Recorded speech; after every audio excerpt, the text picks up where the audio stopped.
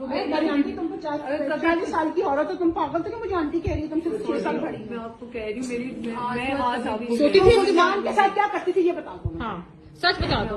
तुम उस्मान के साथ बता दो बेटा क्या करती थी? मैं चली जाऊंगी। मैं तुम्हें फिर भी बेटा कह रही हूँ क्या करती। अस्सलाम वालेकुम, मेरा नाम आमना उस्मान है। ये जो सुबह से स्पैट चल रहा है ट्विटर पे और सोशल मीडिया में पूरी ये जो पूरा उज़्मा खान का ट्रेंड कर रही है, इस केस के हवाले से मैं 2-3 बातें क्लैरिफाई करना चाहती हूँ। सबसे पहले तो मैं क्लैरिफाई करना चाहती हूँ कि Usman Malik, my husband, has nothing to do with Malik Riaz Hussain. He is not a part of his immediate family. ये सबसे पहले मैं क्लियर करना चाहती हूँ।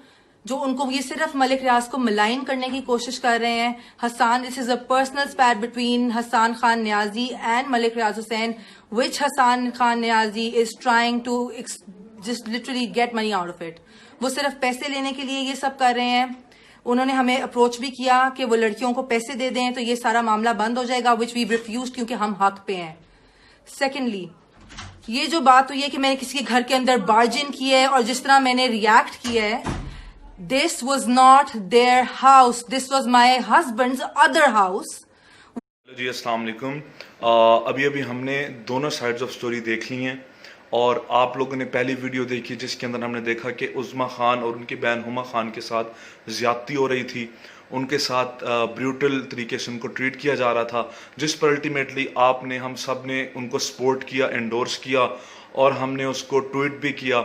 लेकिन अगर हमने अब दूसरी जब वीडियो देखी जिसमें हमने देखा उस्मान की जो वाइफ हैं उन्होंने अपनी स्टेटमेंट दी, वो एक इमोशनल बात है, उनकी बात में समहाउ लॉजिक भी स्टैंड करती है। फिर भी हम समझते हैं कि इसको और बेहतर तरीके से उनको डील करना चाहिए था। लेकिन आज हम यहाँ पे 3 चीज़ें देखेंगे। नंबर 1 हम ये देखेंगे कि जो उनकी वाइफ कह रही हैं, उन्होंने एक बात की कि हमने पहले भी कई बार उज़्मा को वार्निंग की, उन्हें कहा कि आप इस तरह मत रिलेशन डेवलप करें, रोकने की कोशिश की। अब अगर आप पीछे जाएं और देखें जब उज़्मा खान के साथ वो वीडियो बन रही होती है, जब मदर इन लॉ जो हैं उस्मान की वो कह रही होती हैं कि तुमने ऐसा क्यों किया, तो वो उज़्मा खान बार बार कह रही होती हैं आंटी एक मौका दे दें, फिर नहीं होगा, एक मौका दे दें। तो ये सेंटेंस शायद ये लिंक पैदा करता है कि पहले भी इन दोनों की आपस में कन्वर्सेशन हुई है जिसमें उज़्मा खान को मना किया गया है कि वो इस तरह की एक्टिविटीज़ बंद कर दें और वो रिलेशन जो है उसको डेवलप मत करें। लेकिन उज़्मा खान ने इस बात को शायद नहीं माना और ना मानने की वजह से जब इंसान के साथ इतना इमोशनल इस तरह का रिलेशन हो, 11 साल का बच्चा हो और फिर उन्हीं के अपने घर के अंदर ऐसी एक्टिविटीज़ हो रही हों और कंसिस्टेंटली आप मना भी कर रहे हो, तो फिर ऐसे एक्शंस हो सकते हैं, ये रिएक्शन आ सकता है, ह्यूमन नेचर है ये। चूंकि ये मामला बहुत नाजुक है तो it's time to be very clear about it कि हमें 3 चीज़ें क्लियर होनी चाहिए। हम समझते हैं कि उस्मान गिल्टी है, हम समझते हैं उज़्मा गिल्टी है, और तीसरी बात हम ये समझते हैं कि इस सारे मामले की सही तरह तहकीक होनी चाहिए और जो बात सच है वो सामने आए और उसके बाद हम उस्मान की जो वाइफ है या उनकी मदर इन लॉ हैं उनको फिर हम गिल्टी कहेंगे।